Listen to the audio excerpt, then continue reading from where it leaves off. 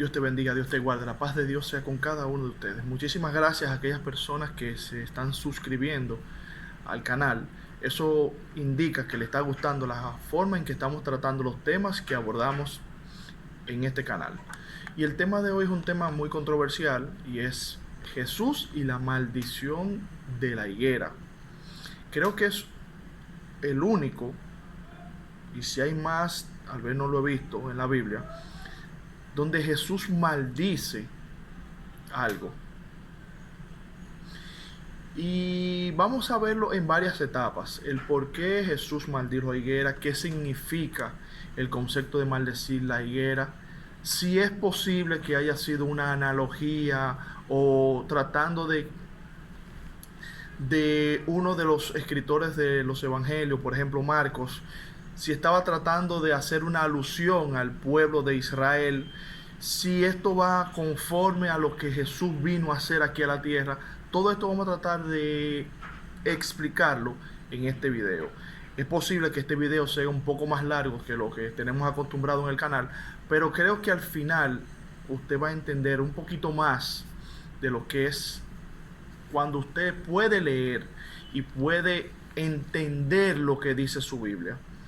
Y vamos a empezar por el concepto de... Vamos a empezar en Marcos. En el Evangelio de Marcos. Marcos 11, del versículo 12 al 20, dice: Jesús y la higuera. Al día siguiente, Jesús y sus discípulos salieron de Betania. En el camino, Jesús tuvo hambre. A lo lejos vio una higuera que tenía hojas, pero cuando se acercó no encontró ningún tipo de higo para comer. El árbol solamente tenía hojas porque todavía no era época de higos. Entonces Jesús le dijo al árbol: que nadie vuelva a comer de tus higos.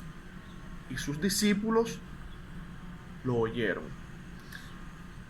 Cuando usted está leyendo Marcos 11, 12 y 20, yo quiero que usted subraye varias cosas, porque lo vamos a poner en contexto, lo vamos a comparar con otro escritor que vio este fenómeno y lo relató de otra manera. 1. Jesús salió de Betania. O sea, al día siguiente Jesús salió con sus discípulos de Betania. Márquelo. 2. Jesús tuvo hambre. 3. Jesús se acercó a la higuera y no encontró higo para comer. 4. Solamente la higuera tenía higo. 5. Algo que solamente en el capítulo de Marcos se encuentra.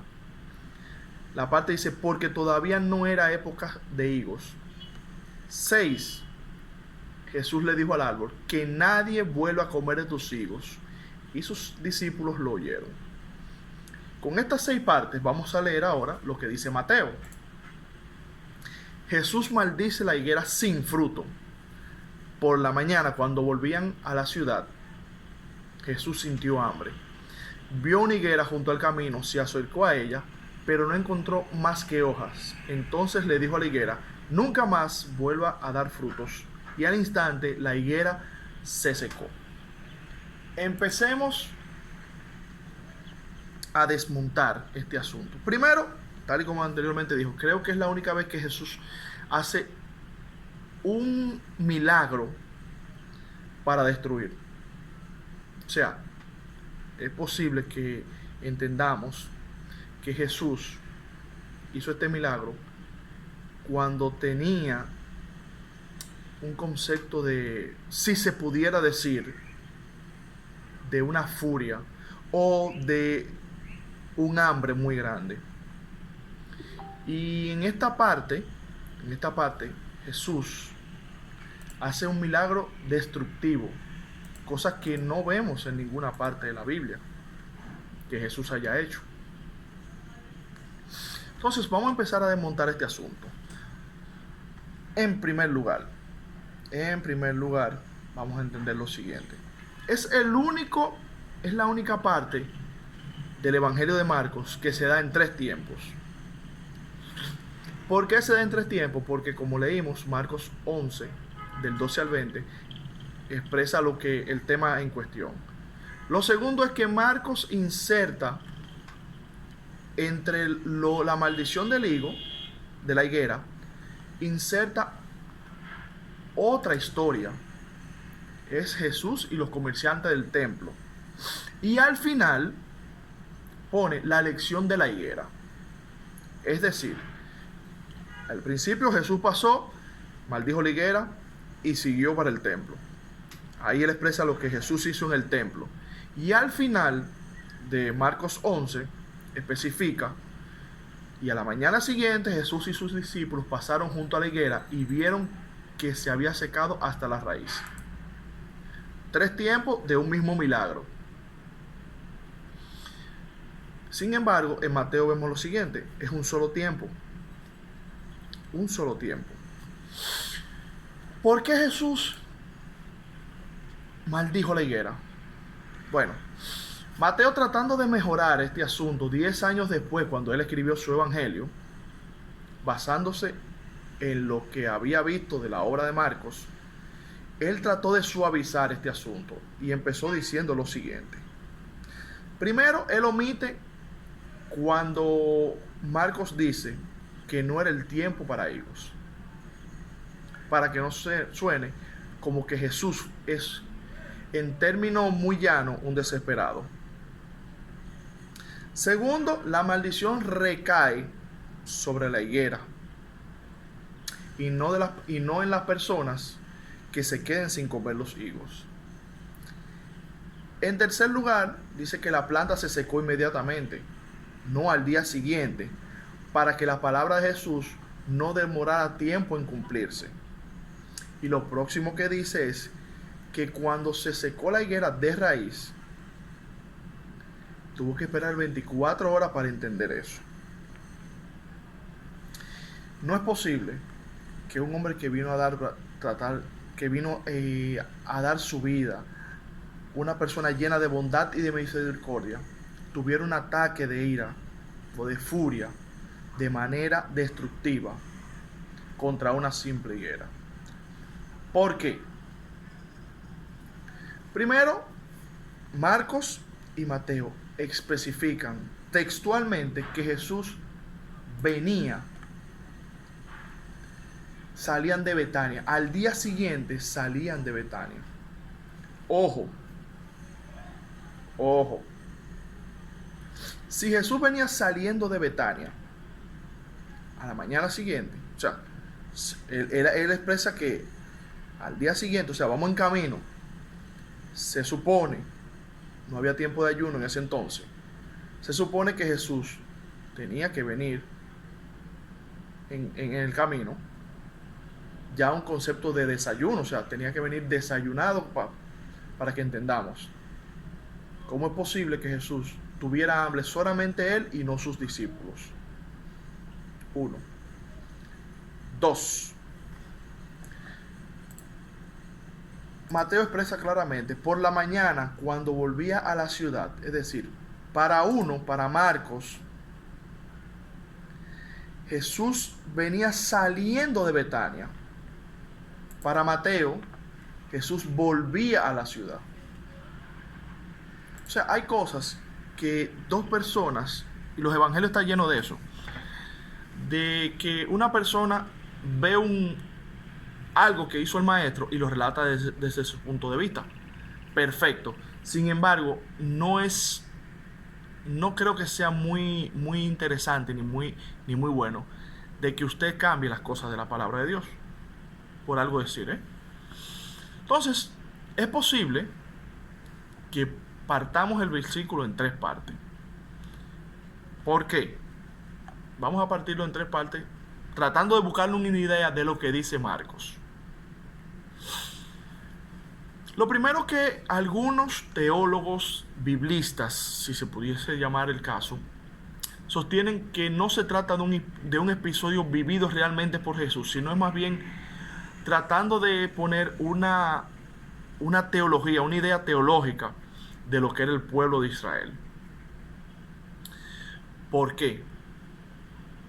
Porque el pueblo de Israel, Jesús lo comparó, si lo vemos desde ese punto, con una higuera, que en su tiempo cuando debe de dar los frutos, no tenía fruto. Entonces, partiendo de esta idea, es posible que para el evangelista, para Marcos, quisiera dejar una enseñanza muy moral de que todo cristiano debe estar siempre preparado para dar frutos. En cualquier momento Jesús puede pedir de tus frutos. Y el que no vive para dar frutos es como un árbol seco y maldito, y ha descuidado la misión que Dios le dio en esta tierra. Entonces, si nos vamos un poquito más atrás, en el antiguo pacto, en el Antiguo Testamento, Israel siempre fue puesto como ejemplo. Cuando se hablaba de Israel, se hablaba también de higuera. Por ejemplo, Oseas 9:10.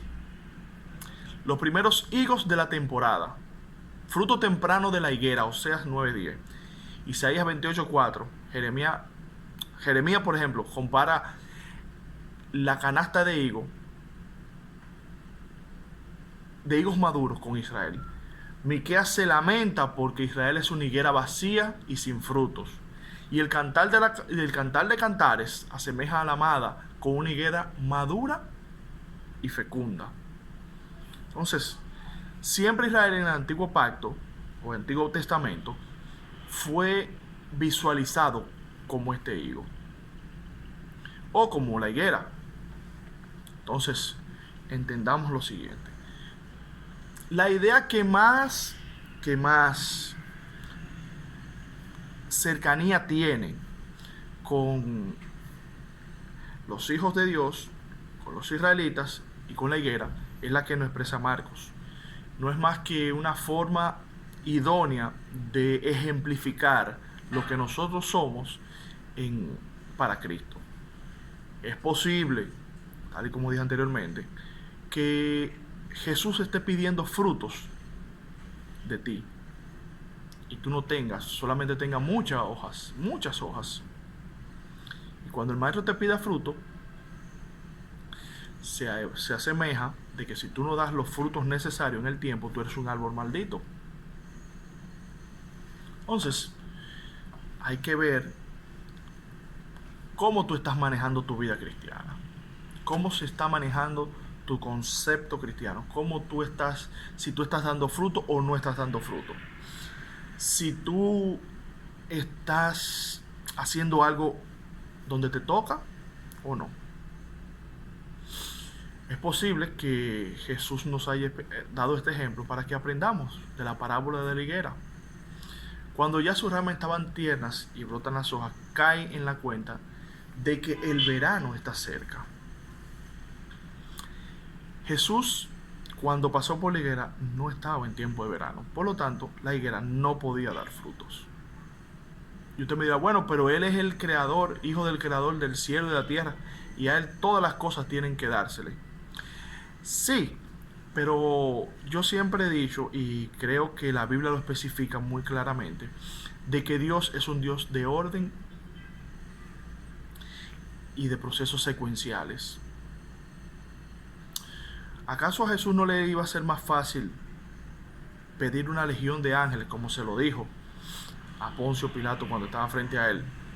Dijo, óyeme, yo soy el único que te puede salvar. Dijo, óyeme, si yo quisiera salvarme, yo le pido a mi Padre una legión de ángeles, me lo manda. Pero no hubiese cumplido el proceso. Entonces es posible que este proceso de la higuera, de que Jesús maldijo los higos, sea para darnos una lección de cómo está nuestra vida cristiana. ¿Por qué? Porque es posible que entendamos que lo que estamos haciendo lo estamos haciendo muy bien y cuando se nos pida frutos no tengamos. Pero Jesús maldijo la higuera, perfecto, y se quedó así. Bueno, se quedó así ese árbol. Recuerden que yo dije que esto podía ser una alegoría que todavía no se ha comprobado como tal. Ojo, no estoy diciendo que Jesús no hizo el milagro ni que dijo la maldición. Escúchenme bien. Pero es posible que haya sido una alegoría. Para Lucas, él nunca puso en ninguno de sus escritos esto que pasó. ¿Por qué? Porque Lucas no andaba con los discípulos. O sea, Lucas no era un discípulo de Jesús. Lucas era un médico. Entonces, Lucas no quiso poner este relato en su libro. Entonces, hay un ejemplo de Lucas en Lucas 13, del 6 al 9. Permítame buscarlo para que expresemos lo que significa, el porqué de lo que voy a decir ahora.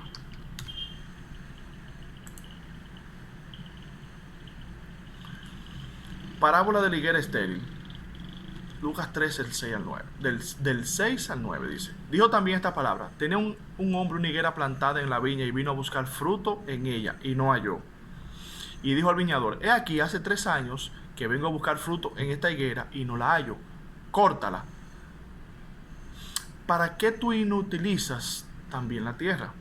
Él entonces respondió y le dijo: Señor, déjala todavía este año hasta que yo cabe alrededor de ella y la abone.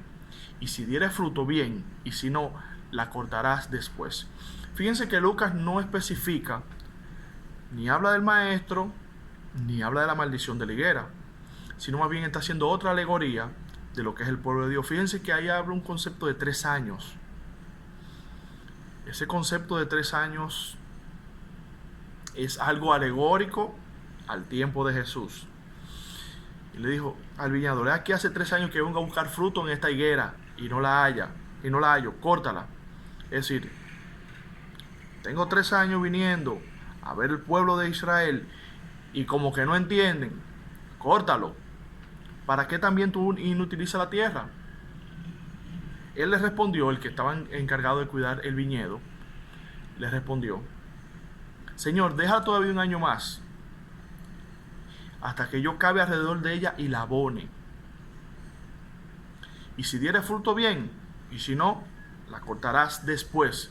Ojo, el viñador no dice que él la va a cortar, sino usted es responsable de la tierra, usted es el dueño de la tierra, es usted que le toca recortarla.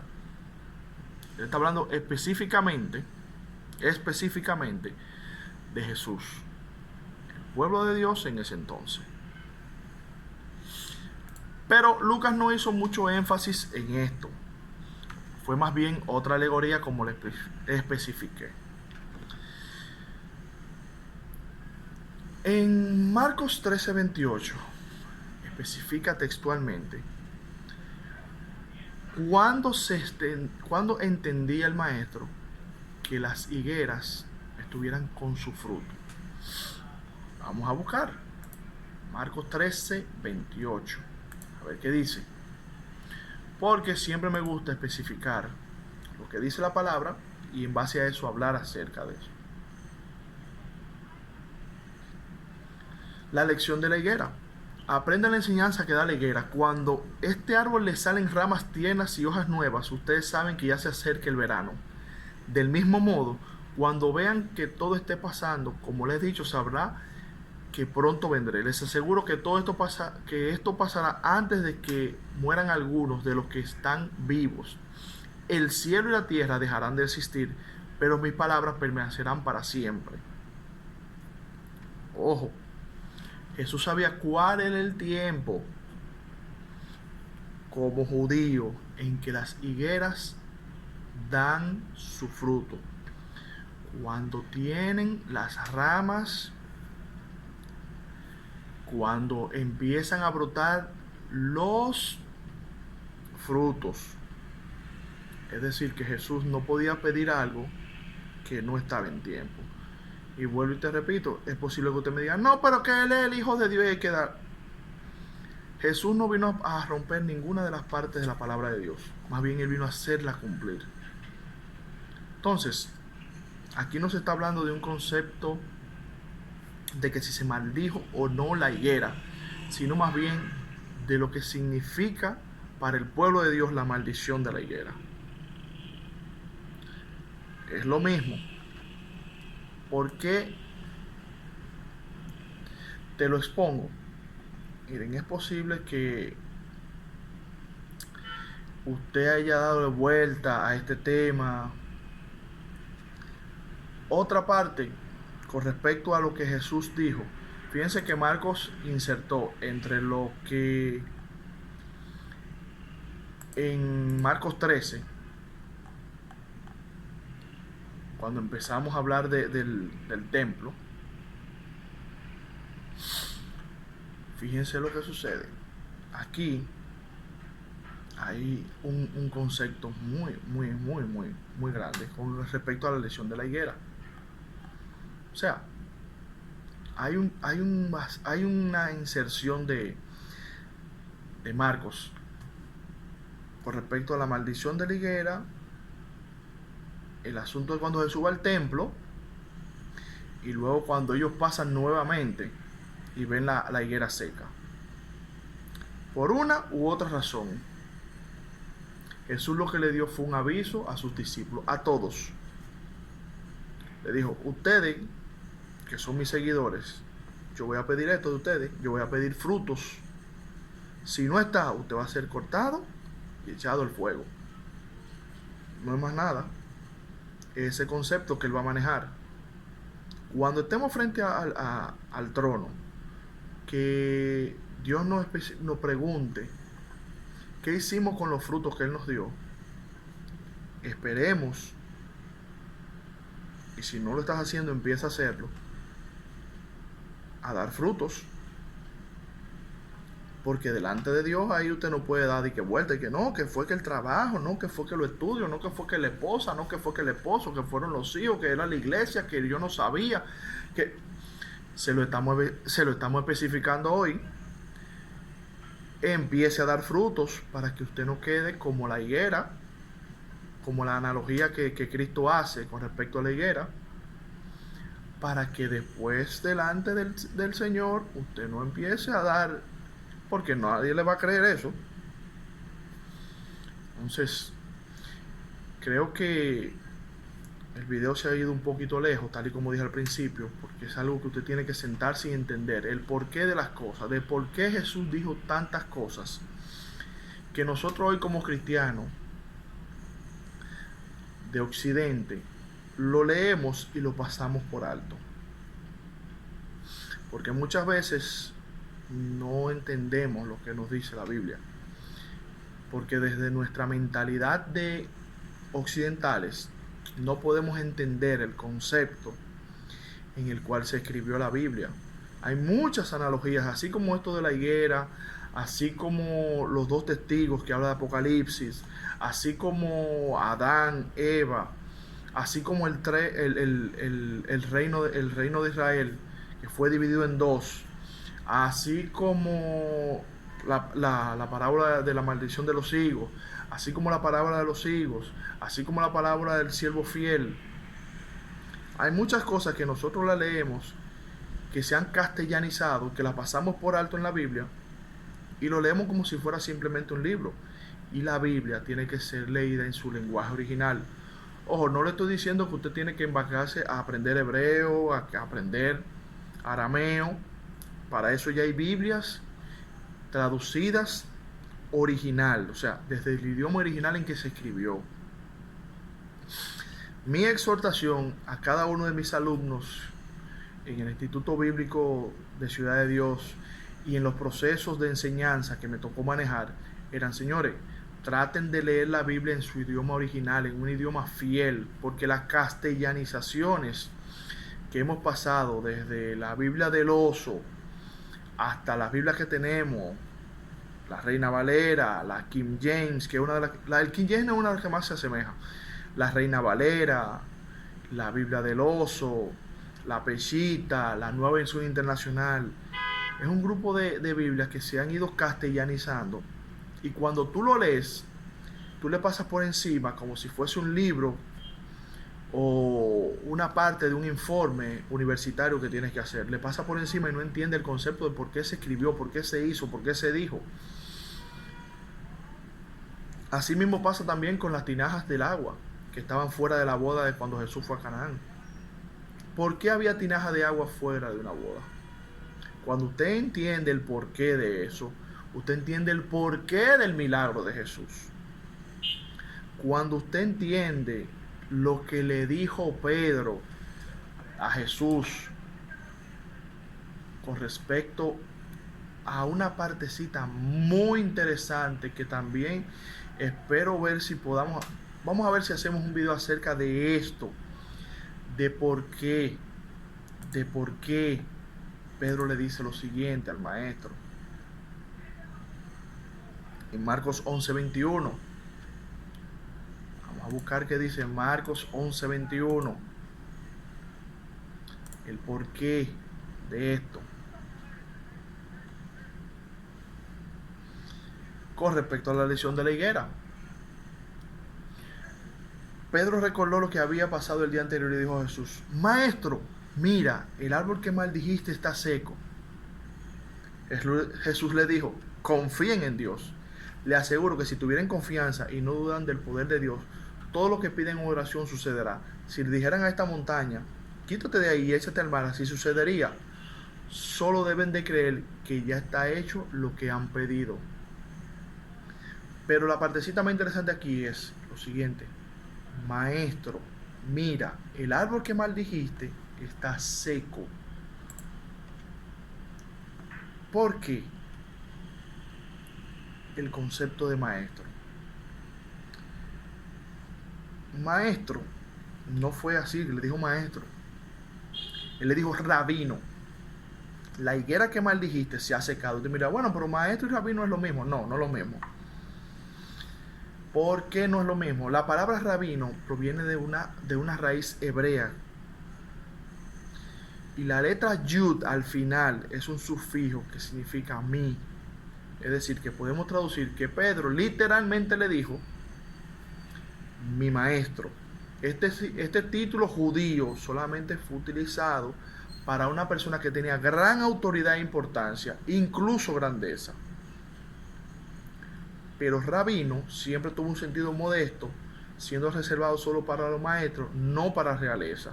Es decir, que cuando Pedro dice rabino, mi rabino, se está refiriendo al maestro con autoridad e importancia, no con el concepto de un maestro normal de la Torah, sino de un concepto de grandeza y de importancia. Así que hasta aquí vamos a dejar este video. La paz del Señor sea contigo.